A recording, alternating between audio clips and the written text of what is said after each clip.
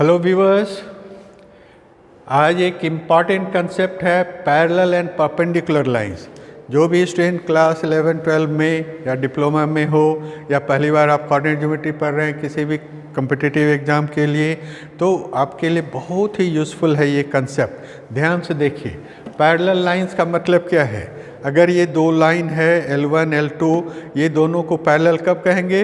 अगर L1 का slope M1 और M2 दोनों आपका बराबर है। सो two lines are parallel if and only if their slopes are equal. So mind it, L1 is parallel to L2 only when M1 equals to M2. इसका विपरीत क्या होगा? अगर M1 बराबर M2 होगा तो भी आप कहेंगे कि line L1 is parallel to L2. Write the equation of the line that passes through the point this and parallel to this. Mind कीजिए, एक लाइन का इक्वेशन दिया हुआ है, इसके पैरेलल लाइन का इक्वेशन निकालना है। तो आप फटाक से क्या अप्लाई करोगे कि आपको जो लाइन का इक्वेशन निकालना है उसका भी स्लोप यही रहेगा जो यहाँ इसका स्लोप है, मतलब x के कोएफिशिएंट, मतलब उस लाइन का स्लोप है 2/3। आपका जो लाइन पास कर रहा है 3, 6 से, तो आपका इक्वेशन हो जाएगा y equals to mx plus c, जहाँ m का मतलब हो गया 2/3। अब c का वैल्यू कैसे निकलेगा, ये निकालने के लिए आपका लाइन 3, 6 से पास कर रहा है, तो x एंड y की जगह पर 3 और 6 लिखें। इस तरह से c का वैल्यू कितना होगा, ध्यान से देखो, तो आपका m और c का वैल्यू निकल गया। So your answer is 2/3x plus 4। Is it clear? आपने क्या देखा, यहाँ पर एक लाइन का इक्वेशन दिया हुआ है, आपको उसके पैरेलल लाइन निकालना है, मतलब उसका भी स्लोप वही होगा। और c निकालने के लिए एक हिंट दिया हुआ है, that is passing through the point. एक दूसरा समीकरण उसी तरह का है, write the equation of a line that passes through a point and parallel to this. यहाँ भी एक दी हुई लाइन की पैरेलल लाइन ड्रॉ करना है, तो यहाँ पर भी आपका स्लोप कितना हो जाएगा, -2। ध्यान रखो, स्लोप निकालने के लिए y बराबर होना चाहिए, y के साथ कोई भी कोएफिशिएंट नहीं, मतलब y का कोएफिशिएंट 1। उस समय x के जो कोएफिशिएंट होते हैं वही आपका स्लोप कहलाता, मतलब यहाँ पर -2।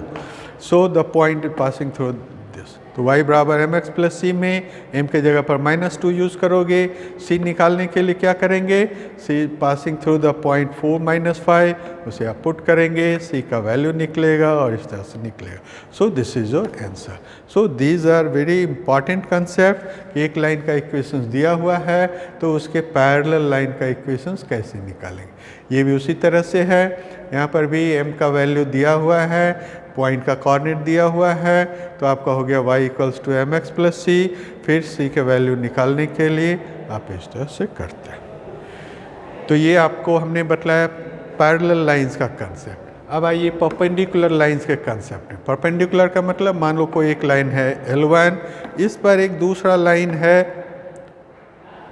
L1 का स्लोप आपने M1 एज्यूम किया, L2 का स्लोप आपने M2 एज्यूम किया। तो आपको एंगल वाले चैप्टर्स में बतलाया गया कि दो लाइन परपेंडिकुलर होगा अगर दोनों के स्लोप का प्रोडक्ट -1 है। इसी कंसेप्ट को यूज़ करना है। सो आप क्या याद रखेंगे, अगर कोई लाइन L1 L2 का परपेंडिकुलर है, मतलब M1 गुने M2 बराबर -1, या अगर आपने पता लगा लिया कि M1 गुने M2 बराबर -1, तो L1 is perpendicular to this. So हम कहेंगे slopes are the negative reciprocals. Reciprocals मतलब अगर किसी का स्लोप a/b है तो रेसिप्रोकल का मतलब b/a होगा विथ अ नेगेटिव साइन।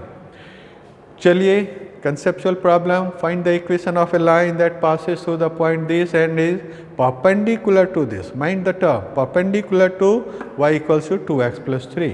तो इस लाइन का स्लोप हो गया 2, इसलिए आपको जो लाइन निकालना है उसका स्लोप हो जाएगा -1/2, so that -1/2 multiplied by 2 becomes -1। ये आपको समझना है कि why our slope is -1/2। अब चूँकि m मालूम हो गया तो इक्वेशन हो गया y बराबर mx प्लस c। c निकालने के लिए देखेंगे पहले की तरह कि it is passing through the point 6 - 5, so c का वैल्यू हो गया -2। इस तरह से ये इक्वेशन निकला। सो it is a important concept. ये कंसेप्चुअल प्रॉब्लम आपको समझना है कि कोई लाइन का इक्वेशन दिया हुआ है तो उसके परपेंडिकुलर लाइन का स्लोप क्या होगा, और फिर c निकालने के लिए इसके कंडीशंस को कैसे करें। उसी तरह से एक और सवाल, यहाँ पर लाइन का स्लोप दिया हुआ है 2/3, आपका परपेंडिकुलर का स्लोप कितना हो जाएगा? अगर ये 2/3 है तो रेसिप्रोकल मतलब 3/2,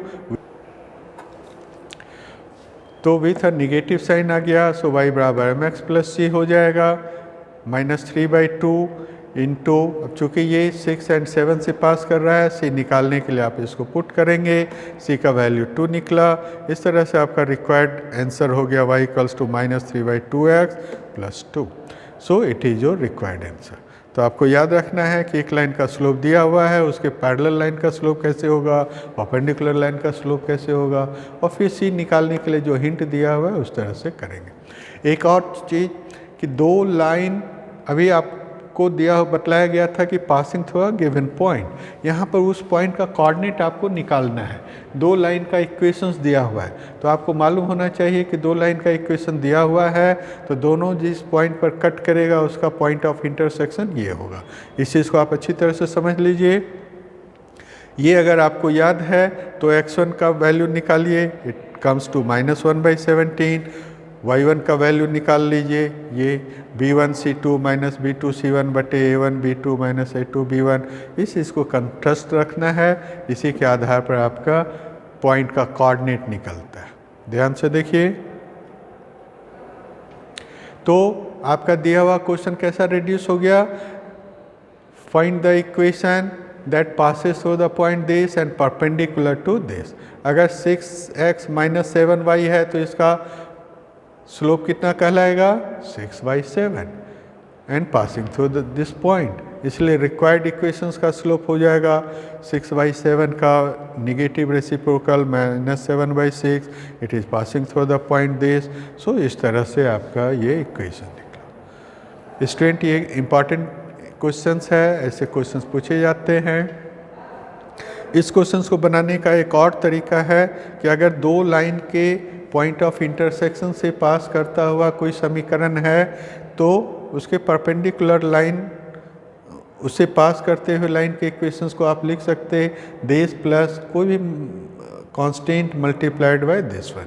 इस तरह से आप सभी x को एक जगह लिख दीजिए, सभी y को एक साथ लिख दीजिए, कांस्टेंट को एक साथ लिख दें, तो इस तरह से इसका स्लोप हो जाएगा with negative sign this divided by this. So perpendicular line का इक्वेशन इतना हो जाएगा। ये चूँकि एक निश्चित पॉइंट से पास कर रहा है, उसका कोऑर्डिनेट पुट करेंगे तो आपको k का वैल्यू निकल जाएगा। k का वैल्यू इसको पुट कीजिए, आपको रिक्वायर्ड इक्वेशंस निकलेगा। तो स्टूडेंट, ये हमने आपको इतने तरह के क्वेश्चंस बतलाए जो कि प्रायः परीक्षा में पूछा जाता है। जब भी आप कोई भी कॉम्पिटिटिव एग्ज़ाम में देखोगे, बोर्ड एग्ज़ाम में, तो इस पर एक निश्चित रहता है एक सवाल। Thank you.